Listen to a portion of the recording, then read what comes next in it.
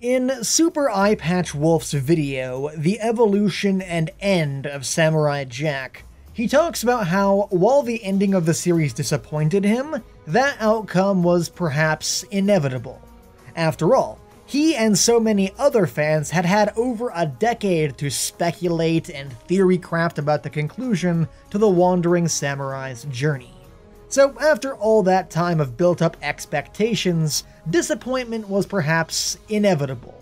So, as someone who just marathoned the entire series for the first time a few days ago, I am here to disprove that idea, and explain how the ending of Samurai Jack is still one of the worst conclusions to a franchise that I have seen in a long time, and maybe, just maybe, how to fix it. So now, after having dropped a bombshell big enough to nuke Nagasaki with that last sentence, let me back up a bit. Like I said, until a few days ago, I had never even watched Samurai Jack.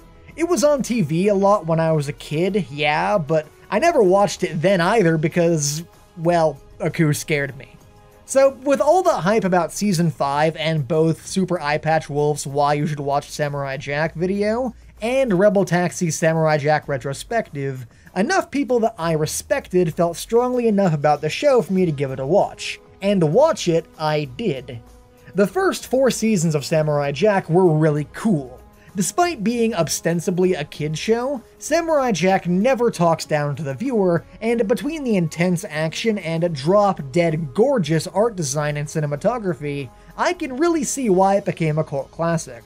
The biggest problem in the original show that I can find is that because it was a kids show, you can practically feel the Cartoon Network censors hanging over the entire thing. Like, yeah, we blew up that bar! But real quick, let's take a second to establish that everyone in there was totally 100% for realsies a robot, even though none of them looked like robots. No, they were totally robots, so we can kill them with impunity.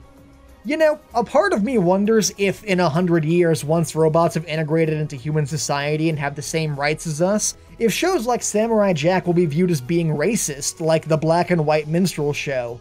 #BotLivesMatter. Also, a much more subjective complaint that I have is that, like a lot of American cartoons, the entire show is a collection of vignettes with little to no overarching plotline, which I personally find detrimental to pretty much anything. But overall, it was still a really good show. I'd call it a solid 7 out of 10. Not mind-blowing and sprinkled with problems here and there, but still very much above average and worth watching. And that brings us to Season 5, and at first, I was loving the shit out of it. Firstly, now that the show finally had an M rating, it felt like it could really stretch out its legs a bit, free of the constraints of the PG censorship board, and was able to explore the darker aspects of Jack's story with impunity, something I very much enjoyed. Watching Jack go crazy and have to confront finally killing another living human and the moral consequences that come with that was insanely interesting to me, and were things that felt like a natural extension of the premise that never would have happened without the change in audience. And on top of that, addressing my other subjective complaint, Season 5 had one major overarching plotline, which did a much better job at grabbing my attention and keeping it there than any of the vignettes did. And top it all off with the show's usual exceptionally good standard of cinematography and visual design, brought up to date now with new technology in glorious 1080p, and suddenly, all of my problems with the show were gone and I was loving it. I was all set to give the show a 9 out of 10, an exceptional must-watch show that I'd recommend to anyone, but then Episode 8 happened. Episode 8 is when the show really starts putting a heavy focus on Jack and Ashi's romance. Now, previously, I was totally fine with it because I assumed it'd mostly be a background element. Like, I figured the most we'd ever see of Jack and Ashi on screen would be a kiss after the final boss was defeated, and maybe some implied sword practice once the screen had faded to black, if you catch my drift. So imagine my surprise when Episode 8 brings the romance to the forefront of the plot, and God, it's so, and I hate this word, but cringy. I don't know who it was that thought that what Samurai Jack was missing was two characters failing to speak basic fucking English to each other, but I've got a time portal I'd love to shove them into. And this romantic subplot grinds the last 3 episodes to a fucking halt. I mean, all the rest of episode 8 is a ultimately pointless side story about fucking around on an alien ship, and then in episode 9 they find Aku and... Guys, poor Aku. I mean, what season 5 fails to understand is that Aku is supposed to be equal parts funny comedic villain and actually threatening villain. But here, he never does anything remotely threatening. The closest we ever get is when he steamrolls those guys early in the season, and even that is just the setup for a joke. Aku's always had a funny, incompetent side to him, but he was also just as good at being a genuine threat. But at no point in Season 5 did I ever feel like Aku was anything more than a punchline. Correct me if I'm wrong here, but I'm almost certain that Jack never once actually fights Aku in this timeline. Okay, he got slashed a bit once, but that was also just the setup for a joke about Scaramouche getting blown up. The only time that Jack seriously fights Aku in Season 5 is once he's time-traveled back to the past, and that was a severely weakened Aku who didn't really stand a chance.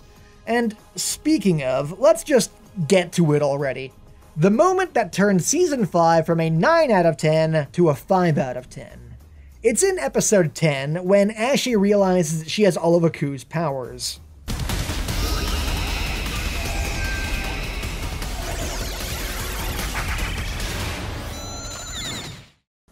Wow.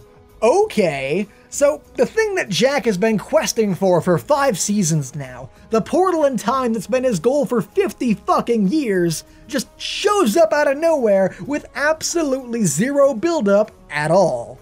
Did the team making this show just lose all basic storytelling ability at the last possible second? I mean, getting to the time portal should have been the point of the episode, and instead, it appears and is used faster than you can process that it happened. And that's really the big problem with the final episode, the pacing. Jack and Ashi arrive back in the past, and not 30 seconds later, Aku is dead and the world is saved. And then Ashi dies, but it's okay because ladybugs. So not only does the time portal get no build-up, but neither does Aku getting beaten. And don't even get me fucking started on Ashi disappearing. I mean, obviously they're trying to do a Gurren Lagann thing, but they're not doing it right. In Gurren Lagann, Simone and Nina both know that she is going to disappear beforehand, and the wedding is symbolic of their final goodbye. But in Samurai Jack, she just goes, "Oh, by the way, I don't exist anymore." Gone. Jack doesn't even get to say goodbye to her. So, you know, way to undermine any emotion that scene could have potentially had. And why the fuck did it take days for the grandfather paradox to kick in here? Or did it only happen once Ashi thought about it? Because if so, that's some Douglas Adams infinite improbability drive grade A bullshit. But it's all okay in the end because ladybugs. Wow. Wow. Talk about a shitty fucking ending. No dramatic tension, no build-up, no payoff. Jack goes from his lowest possible point to having saved everything and everyone forever in the span of a fucking minute. Gee, maybe if we hadn't spent an entire episode fucking around on an alien ship, we would have had time to end things properly. So now, let's fix it.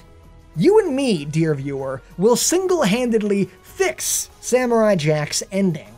All it takes is one really simple change. Drop Ashi from the plot completely. In my version of the story, she dies along with the rest of her sisters, so Jack still gets his character arc about killing people, but she's gone and we skip the episode inside the giant monster. Since we don't have to spend as much time establishing Ashi, Jack completes his character arc much faster and finds inner peace and gets his sword back.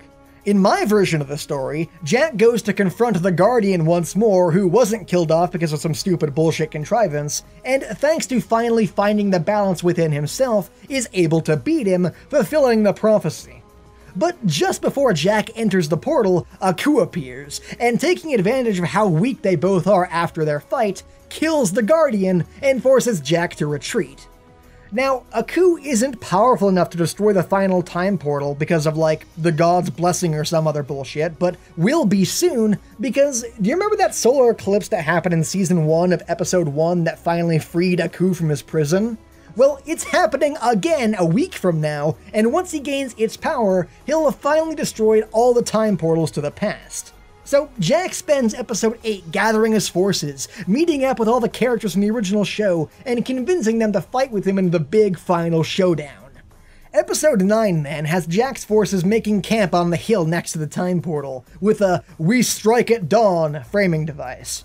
So we spend all that episode with everyone preparing, saying goodbye, and wrapping up their character arcs and whatnot. And it ends with Jack staring off into the distance as the sun rises. And if you haven't figured it out by now, I'm setting this up to mirror episodes 2 and 3 of Season 1. So episode 9 is the big final fight. Jack's army charges against Aku's collection of robots and bounty hunters, all of whom could potentially be references to the villains of the original show. So they all fight until it's just Jack and Aku, one-on-one, and after an epic final battle, the eclipse happens and Aku destroys the portal. End of episode 9. Episode 10 starts off with Jack at his lowest point. Aku is crushing him thanks to the eclipse, maybe his sword no longer even hurts Aku, and the only way back is now gone.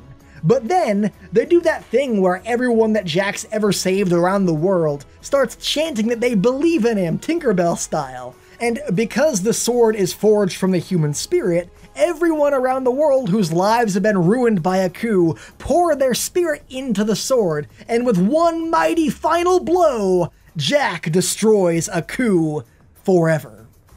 Jack can no longer go back to the past. All the time portals are gone. But, and this would be how you reference Gurren Lagann correctly, by the way, he decides to continue traveling around the world helping people, and eventually falling into legend. And the show ends with Jack wandering off into the sunset. The end. Now, whether you like that as the ending or not, it's at least way fucking better than the one that we actually got. It's cliché, yeah, but basic story structure exists for a reason, because it works. My ending has proper build-ups and payoffs. The time portal is a goal that he strives for, rather than something that just appears out of nowhere. No stupid disappearance scene at the end. Plenty of fan service with all the old characters showing up. The final fight with Aku will last more than 5 seconds. We would never have to put up with Jack awkwardly flirting with his girlfriend. And best of all, the ending wouldn't just completely undo the past 5 seasons of the show by making none of it happen. So, no, it's not just people being nostalgia blind when they say that Season 5 sucks. It has real issues. Samurai Jack is an amazing show, and it deserved an equally amazing ending. Not something that reads like bad fan fiction. But sadly, it's too late now. Or is it? So, if you'll excuse me, dear viewer, I must be gone now, on my own quest for a time portal. And maybe, one day, I'll find it and go back to the past, to fix Samurai Jack.